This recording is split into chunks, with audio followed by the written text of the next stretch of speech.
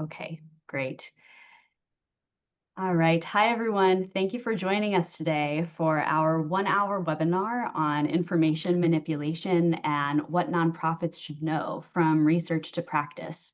My name is Deborah Makari, and I'm the project officer for Charity and Security Network's Civil Society Rights and Resiliency Project, a rapid response initiative designed to equip U.S. civil society with resources, community wisdom, and legal tools to respond to political, legal, and reputational attacks that seek to impede their work.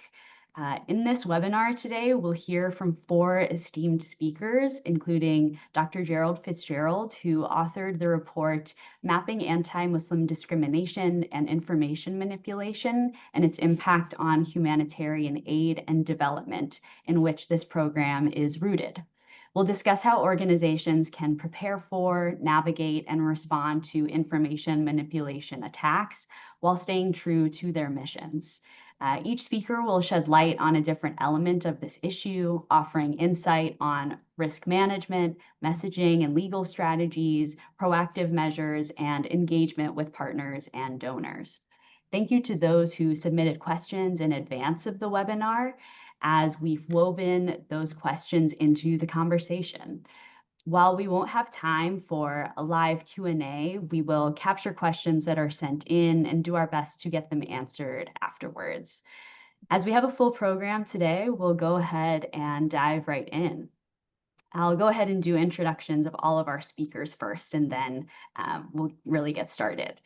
So first, I'd like to introduce Dr. Gerald Fitzgerald, affiliated faculty at the Schar School of Policy and Government at George Mason University. He is also a senior consultant for the Religion and Society program at the Aspen Institute. We're also joined by Christina Tobias Nahi, the Director of Public Affairs, Research and Advocacy at Islamic Relief USA, where she has volunteered and worked for nearly 2 decades. Randa Wahbi is the Director of the Rights and Inclusion Program at Rethink Media. She brings over 15 years of movement-based experience in strategic communications, advocacy campaigning, community organizing, and communications research to her role.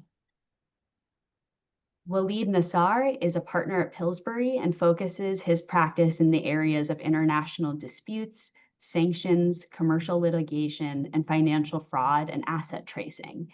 He has particular experience with highly politicized legal matters involving the Middle East. Unfortunately, Dr. Abbas Barzagar, who serves as the director of the Horizon Forum, was not able to join us today, but we will include some resources produced by his organization at the close of the webinar. All right, to begin, I will turn to Gerald. So in February 2024, you put out the aforementioned report that identifies key information manipulation tactics and actors who have facilitated these campaigns against US-based Muslim-led humanitarian INGOs. These campaigns have caused reputational damage and harmful action by Congress and the executive, impeding on the operations of these groups. Can you offer some insight from your research on how these attacks operate? Thank you, Deborah, and thank you as well to the Charity and Security Network for convening this event today. So the focus of this research project is on US-based civil society actors who produce, disseminate, and legitimate manipulated information about US Muslim-led humanitarian INGOs. In the research, we identified 3 basic categories of actors. First, generators include self-described activist think tanks and individuals operating in some corners of the Countering Violent Extremism, or CVE space. In the research, we assessed that these entities and individuals have created false and misleading narratives targeting the 9 largest Muslim-led US humanitarian INGOs. Second, disseminators are sympathetic media, GONGOs, or government-organized NGOs that present as NGOs but are often in reality connected to foreign intelligence services or have opaque relationships with foreign governments, and the previously mentioned activist think tanks who also disseminate the material that they generate. So the disseminator's role is to spread the manipulated information generated by the first group. Third, we identify the legitimators. These are individuals often tied to think tanks, media platforms, or NGOs who help validate these weaponized narratives in policy or political spaces. For example, they might host events in DC where generators are given a platform in front of influential policy or political audiences, or they might echo the false or misleading claims in congressional testimony. So let's turn to some of the strategies that the generators use. So a central tactic is presenting the manipulator as an quote-unquote expert, someone who appears to be a credible authority on the subject matter at hand. Our analysis suggests that these individuals are often self-credentialed with limited or no formal training in relevant fields and tend to reject or disregard established scholarly debates and refuse to engage with them. A key part of their approach is something known as flooding the information environment. We've probably all heard of this tactic. So that means intentionally overwhelming online spaces and communication channels with high volumes of manipulated information. We observe that these actors often repeat their narratives across multiple platforms and may work to discredit or marginalize alternative viewpoints, often using search engine optimization to sort of bring their own information higher up on search engines and to push down information that conflicts with the narratives that they're trying to push. So I'd also add that these tactics aren't just reaching human audiences. Recent reports in the Washington Post and by the American Sunlight Project show malicious networks associated with Russia pumping out millions of fraudulent articles to influence AI large language models. So I may revisit that later. In sum, flooding the information environment contributes to false corroboration. By creating multiple sources for the same misleading information, the generators create the illusion that it has been independently verified, making it more convincing to non-expert audiences.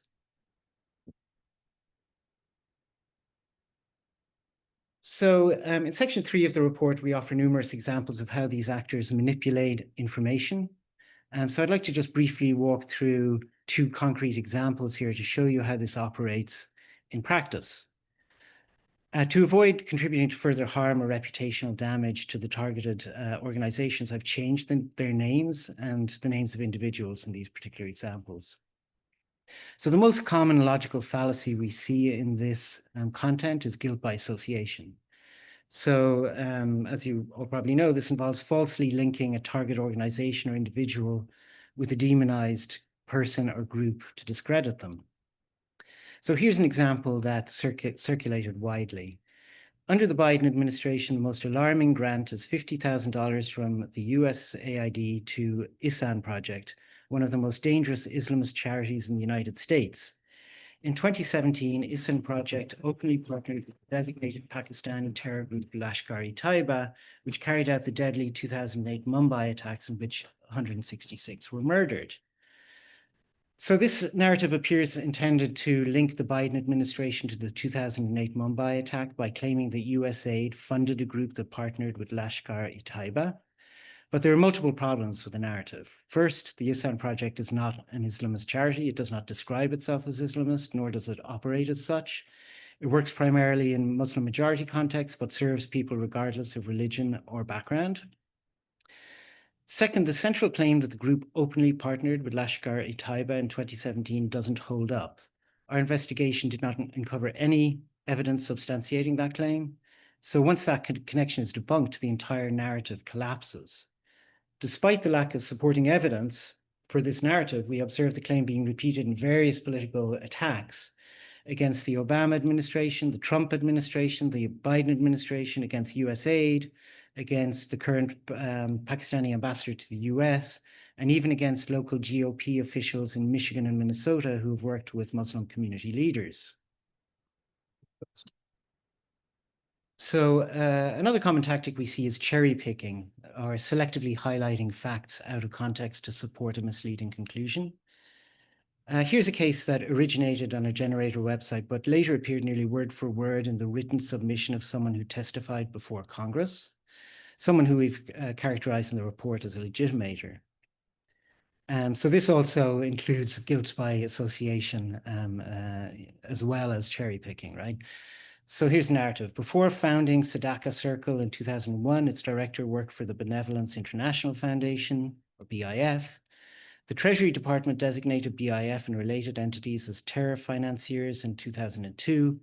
The Illinois-based BIF and its CEO were charged the same year with misusing charitable contributions to support al-Qaeda and other terrorist groups overseas.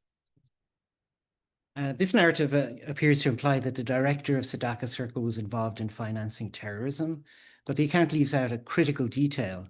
The DOJ, in fact, dropped its case against BIF in 2002, and its CEO was later cleared by US courts of any terrorism-related allegations. So without that context, the narrative, again, falls apart. Again, this exonerating information was completely omitted in the online narrative and again in congressional testimony. I'd add that US courts have in multiple cases raised serious concerns about due process in the Treasury Department's post-9/11 designations of Muslim charities, especially around limited transparency and lack of recourse. But these past actions still shape how some actors distort or misrepresent these organizations in the present day. So that's really all I have in terms of my presentation of the report. Thank you for joining us today. I believe a full copy of the report will be shared, but if you'd like to reach out to me to discuss the research further or explore ways to collaborate on this work, I'd be more than happy to do so. Please don't hesitate to reach out. Thank you. Great. Thanks a lot, Gerald. So next we'll be turning to Christina. So Christina, Islamic Relief USA has been the target of information manipulation attacks, with these generators producing articles with false narratives about the organization and legitimators in Congress claiming that the organization has ties to extremist groups, urging an end to its funding. Could you speak to one of these previous attacks and share some of IRUSA's learned lessons from that experience that can inform how organizations can engage with partners, prepare, and respond to similar attacks? Yes, thank you, Deborah and Charity, Security Navigator, and very honored to be on this esteemed panel. And thank you to Professor Fitzgerald for setting the scene. We certainly did provide him some of the data for his research paper, being one of those US-based Muslim charities that was aforementioned. I wanted to give a little bit of insight before I go into our case study about the actual team that I sit on, which is the public affairs team. And the reason I wanted to do that is because it was a bit of foreshadowing by a board at the time who, coming out of a post 9/11 environment, realized that many of the Muslim charitable organizations didn't have an engagement strategy for the government and media.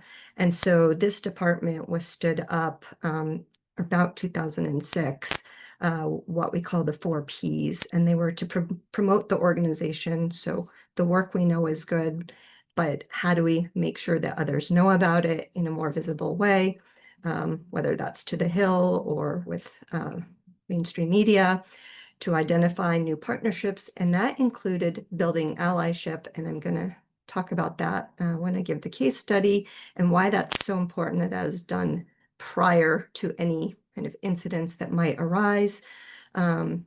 Obviously, we do research and policy work for policy change because we don't just want to address kind of band-aid situations in the charitable world, but find the real root causes and see if we can change structures and systems that are, creating these vulnerabilities for the populations that we serve, and then largely to protect the organization. So that is a kind of existential internal reason for standing up this organization.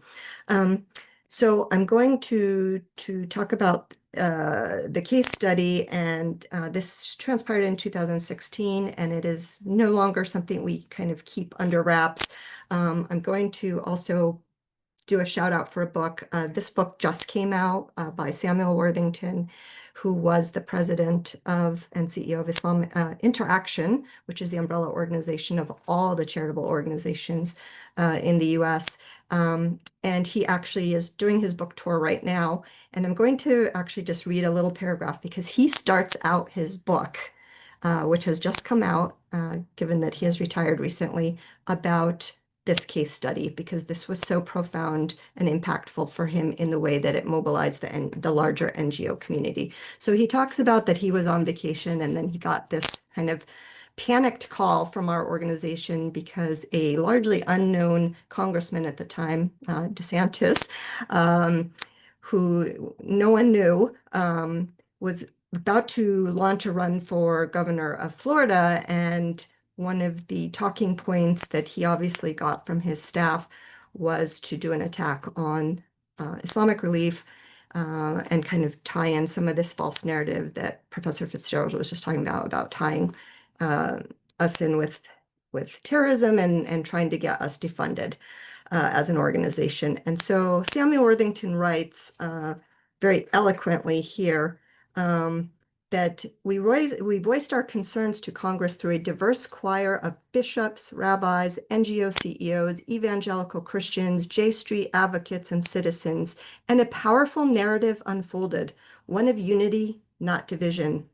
We underscored that Islamic Relief USA was an integral part of our humanitarian network. And he goes on to talk about, how this action unfolded, and then comes to the conclusion that the power of this collective advocacy prevailed. Indeed, the amendment HR 11531 was redacted off the floor just hours before the vote. And this was a victory, not merely for Islamic Relief USA, but for all faith-based organizations facing unjust scrutiny. The advocacy rested on staunch support from both faith-based and our secular champions.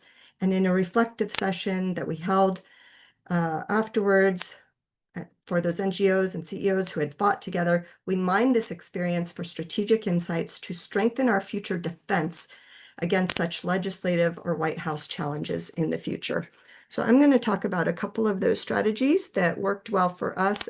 He obviously talks about kind of the Hill level.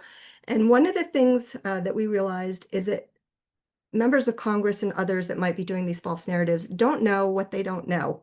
And it's really important that we're out there educating them. So one of the first things that we realized in kind of doing a deep dive into the office and the thinking of Congressman DeSantis at the time is he actually thought that we were a foreign entity. He thought we were in Alexandria, Egypt, which I've kind of tagged here on the map, when indeed we are in Alexandria, Virginia, just a couple of miles away from his office. So again, it's kind of understanding where some of their false information is coming from and being able to correct that record. So that straight off the bat was something we were able to do and establish that we were very much a legitimate US-based organization. I talked about allyship and why it's important, and there's a quick definition here I won't read that people can read about what allyship is, but it's very important that you do like a matrix of influence.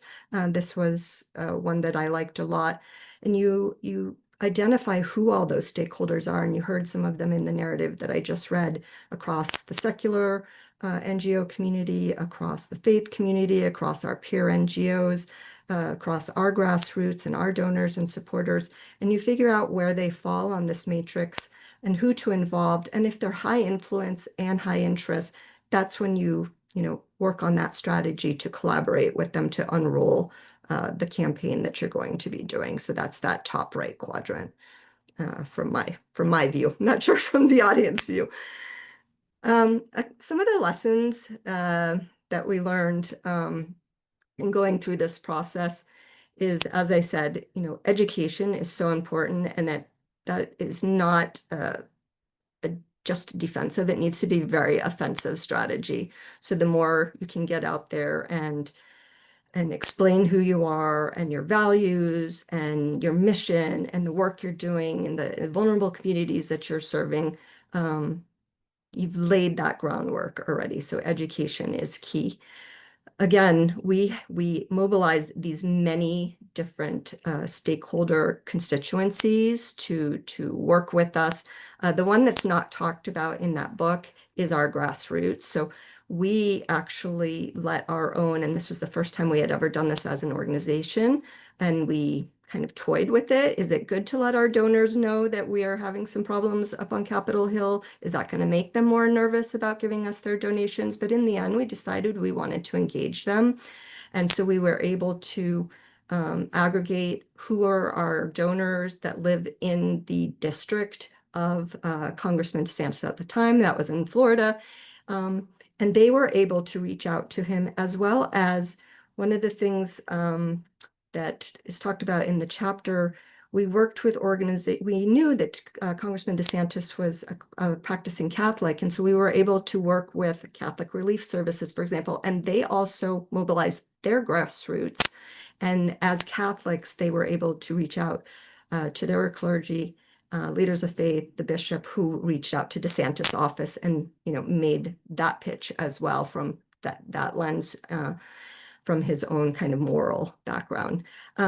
We're a little bit different than some of the organizations. We don't only work overseas, but we work in the US, and that helps us in this regard because we were able, again, we work in places like Florida. They are a state that often has natural emergencies and hurricanes and the like. And so we were also able to press upon that we are there responding on the ground when things like this happen. Why wouldn't you want to learn more about us and work more closely with us? And that was something we were able to strengthen with him and his office when he did become governor, and the first lady as well, because they continue to have a lot of calamities in the state of Florida, as we know.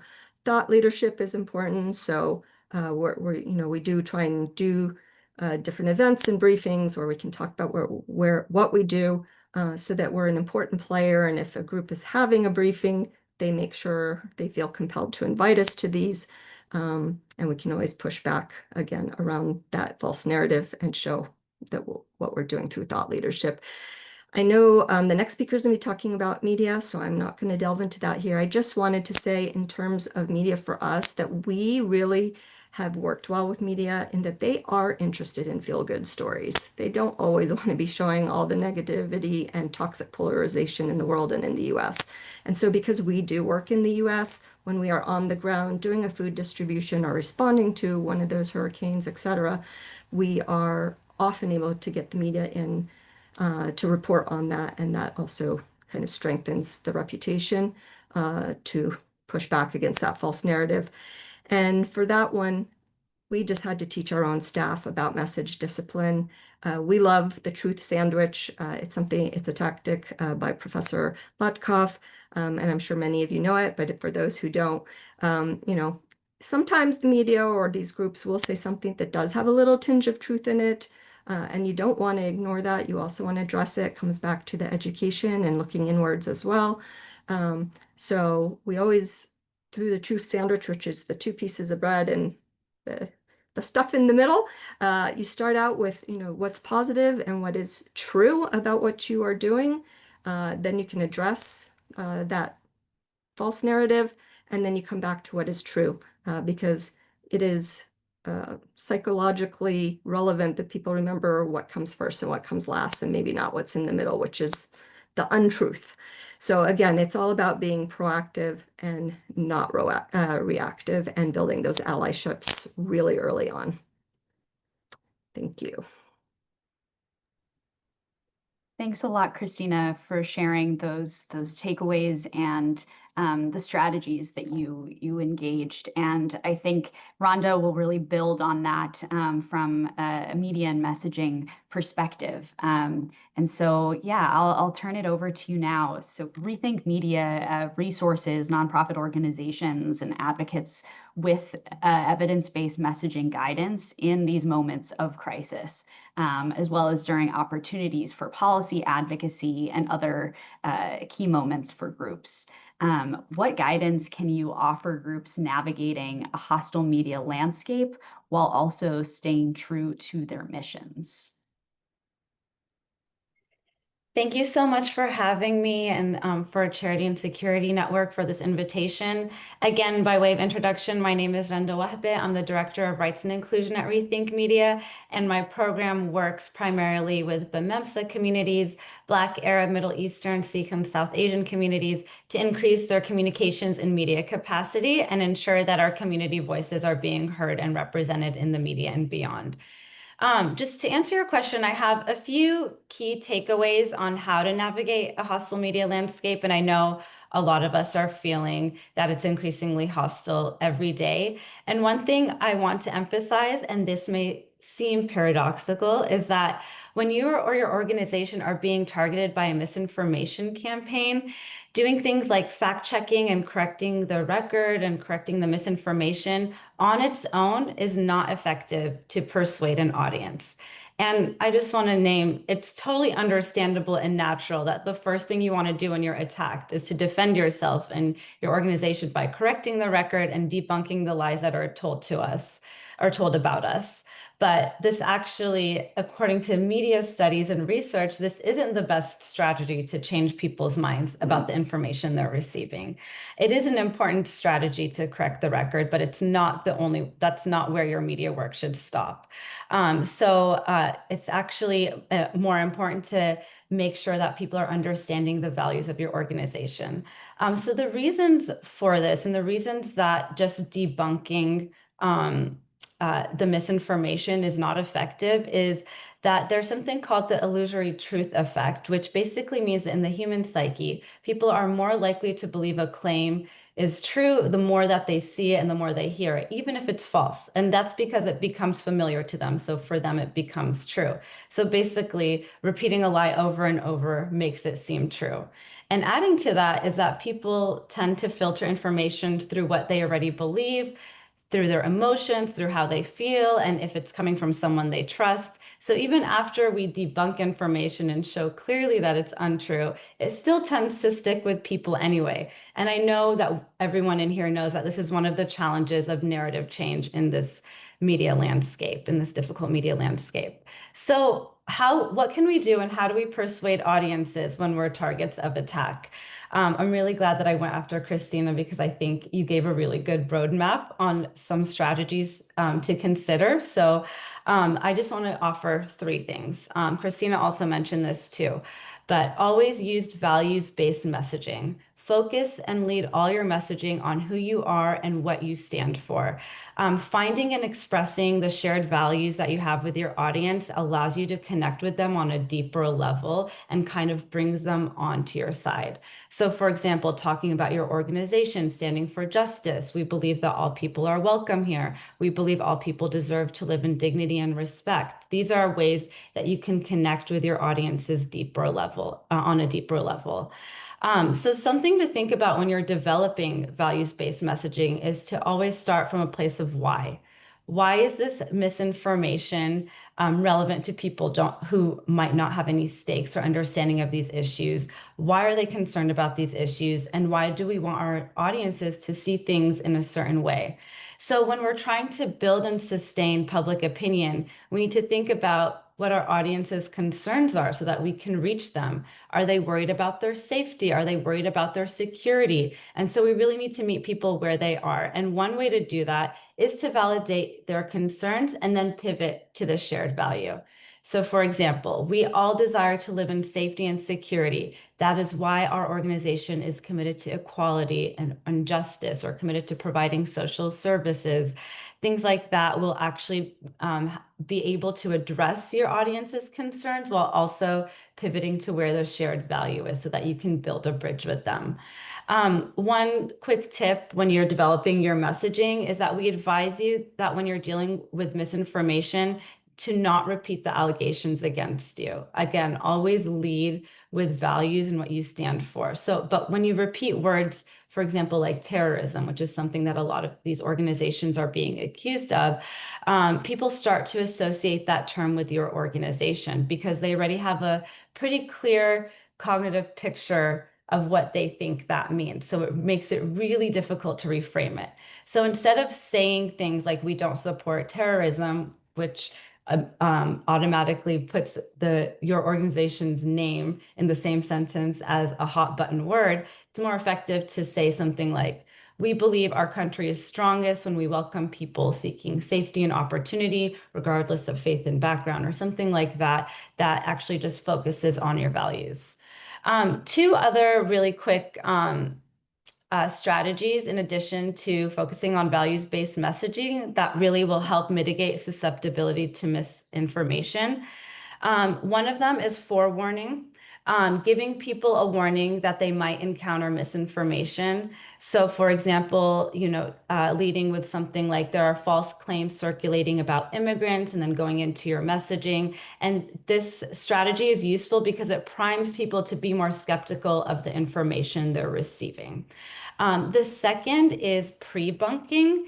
This is the idea that you can introduce a weakened version of your opposition's message and then quickly refute it. And in turn, that kind of defangs the opposition's message when it becomes more prominent in the main discourse.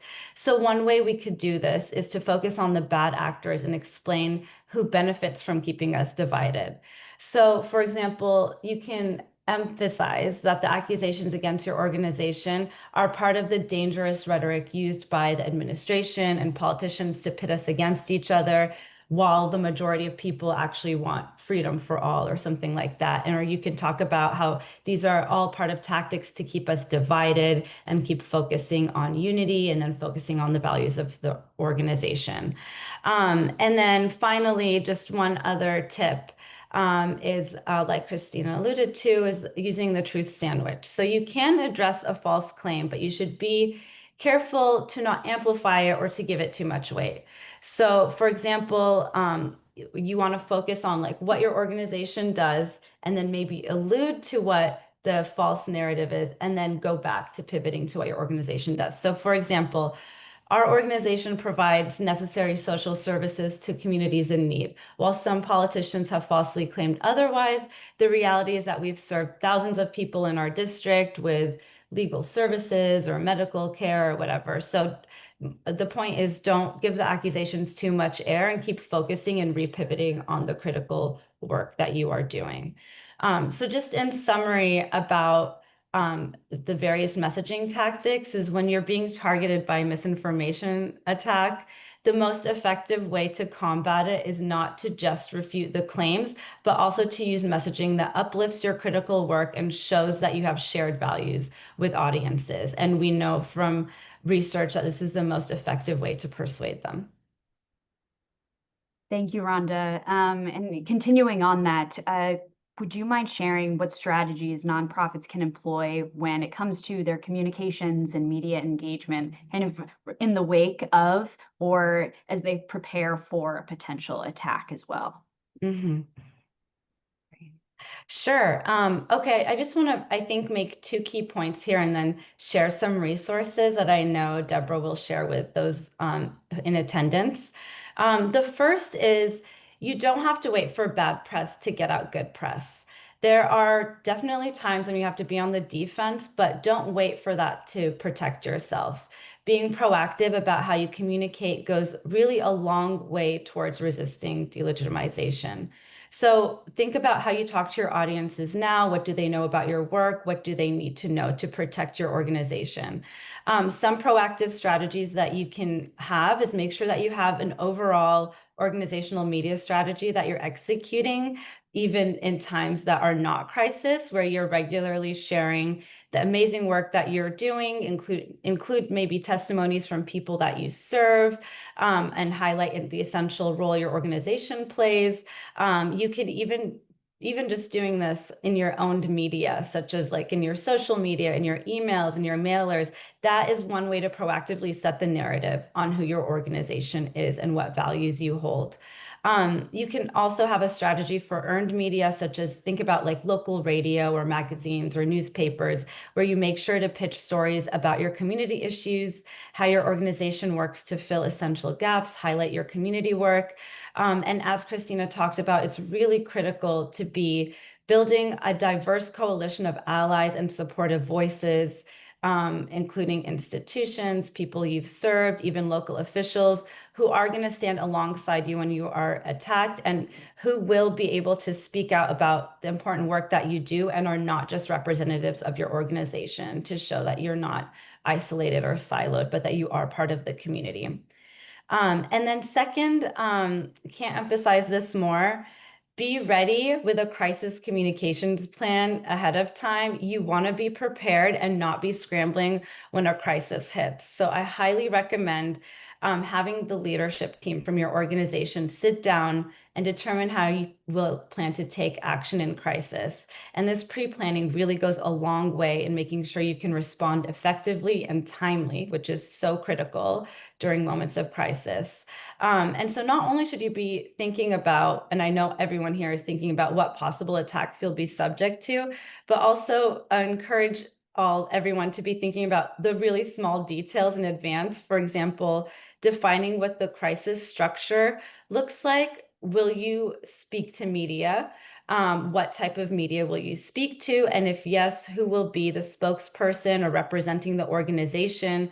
Who has decision-making authority about your communications and your media plan? How will you protect your staff? What types of communications outlets will you use? Will you be using earned media, owned media? What templates can you develop in advance that you can adapt in a crisis moment? And of course, what are the top line values-based messages that you can develop in advance that can be easily used by your spokespeople? Also, encourage everyone to have a list of trusted journalists who have covered your work before and that you can possibly reach out to if needed. And also building a list, again, of people who have benefited from your services, community members, institutions, all the allies who can show unity with your organization and can publicly speak about the impact of your organization that you can be able to mobilize. And so thinking through all of these things before crisis hits is so critical and will really help your organization be able to respond effectively and efficiently. So I just wanted to share, we'll be sharing these resources, but I wanted to preview them. We're going to be sharing Rethink's Messaging in a Crisis Toolkit, which talks a little bit more about the psychological research I just talked about, and some best practices on how to develop a values-based messaging when you're in a moment of crisis. Also sharing our crisis communications toolkit that has worksheets and tools that helps you build that communications plan in advance and decide and determine all the different roles your organization needs to think about in advance. And finally, a checklist on how to prepare your organization for media response, and what to think about and how to think about whether this is you're responding to a crisis or an opportunity. And then finally, of course, please reach out with any questions anytime. We're always here to help you think through these moments of crisis. So I'll drop my email in the chat as well, and we would love to hear from you if you need any support. Thank you. Thank you so much, Rhonda. Really appreciate you offering up these resources too that we'll be sure to share with folks who are on the call today at the close. So Now we'll shift over to Waleed. I know a lot of folks on the call are really interested in learning more about different legal strategies when faced with these sorts of attacks. And so what legal guidance can you offer nonprofit organizations that are targeted by actors engaged in these manipulation campaigns, whether it be think tanks, advocacy groups, funders? And can you speak to the factors an organization might consider when deciding on their approach for a response? Yeah, absolutely. And thanks for having me on. And thanks to all the other panelists, especially Gerald, for all the important work that you guys are doing. As far as the legal strategy, there's really not a one size fits all approach. One thing I tell clients, and I've worked for a number of nonprofits, both international as well as in the United States, who've been targeted either through litigation or harassment campaigns.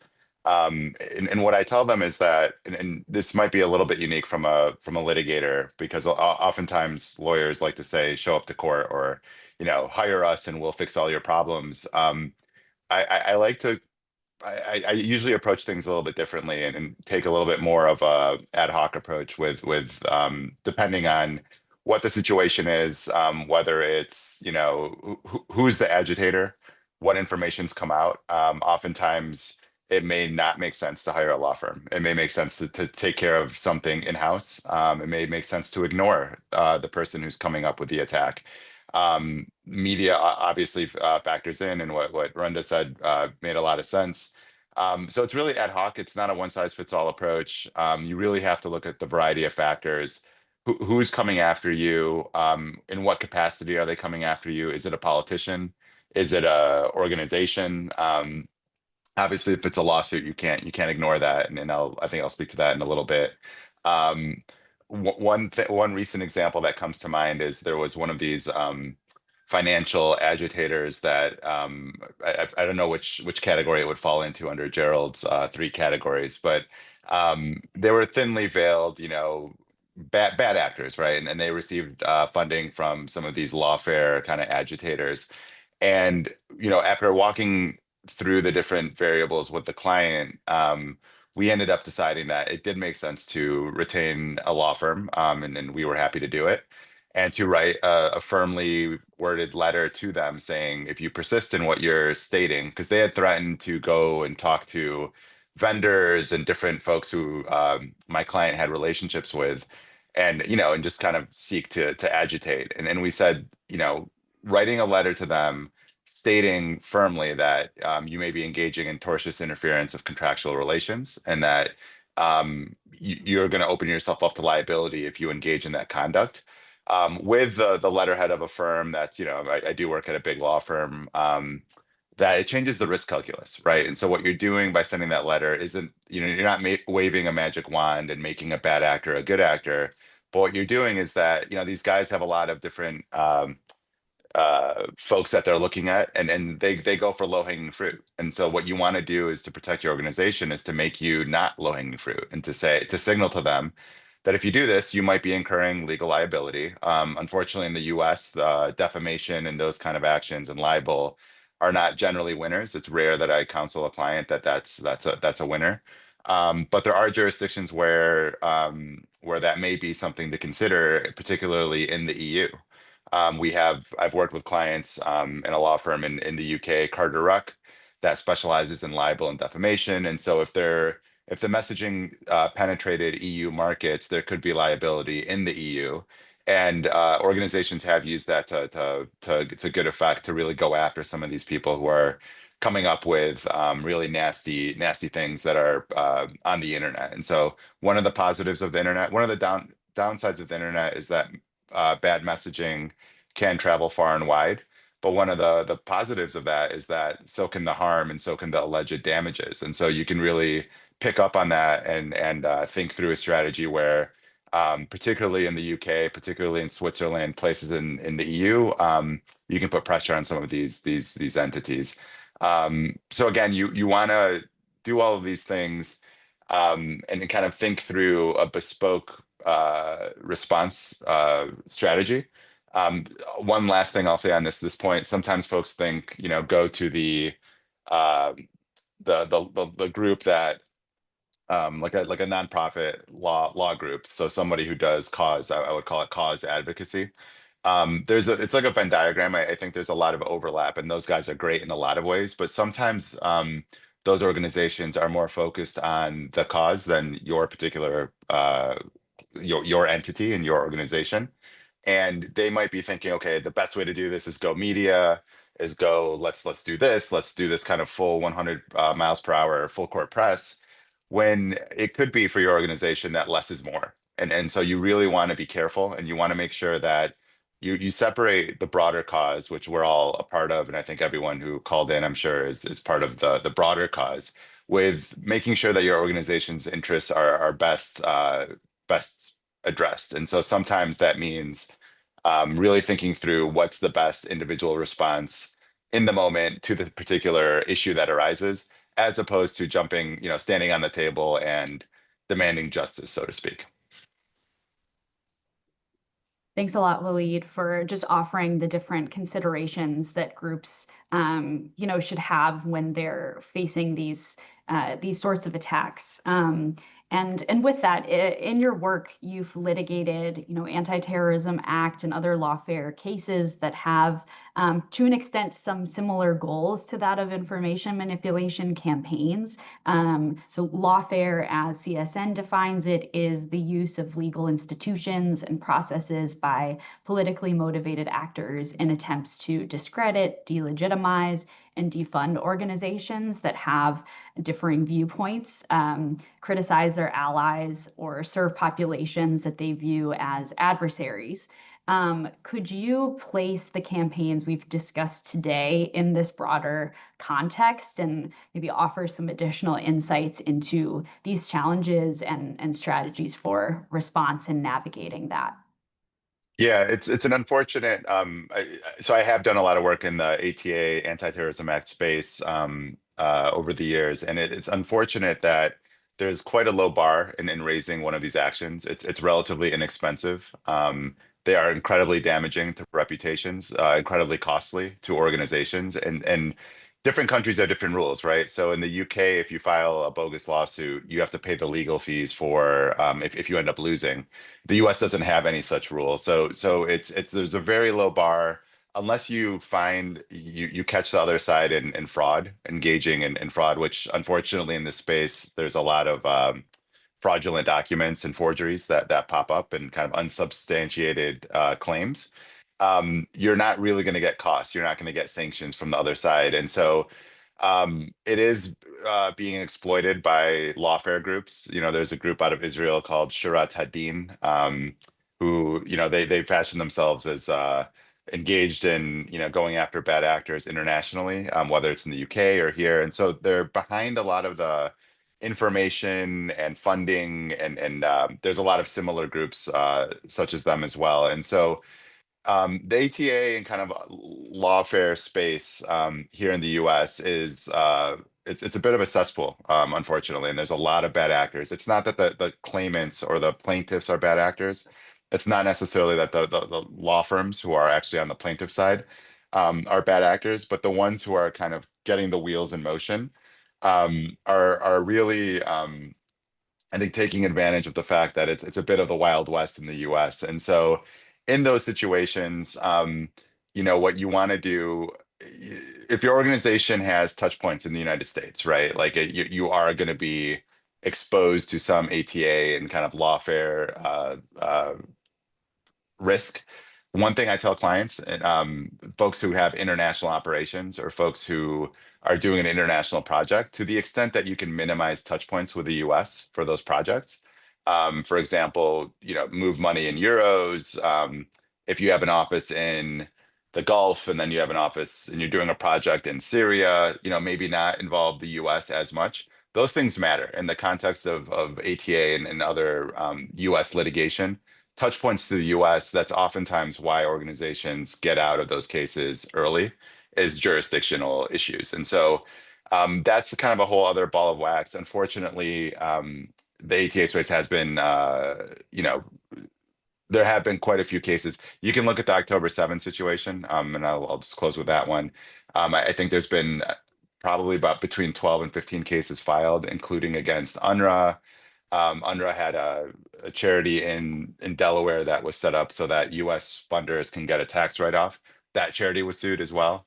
And part of the challenge in this environment is, depending on how nasty the lawsuit is, organizations may have a hard time even finding a big law firm to represent them, given kind of the current climate. And so having relationships with law firms, with crisis management teams prior to such things potentially happening matters. I think one of the things we spoke about, Deborah, was that if you already have a law firm that's just kind of on standby that you've done some work with, you don't have to be paying them a boatload of money.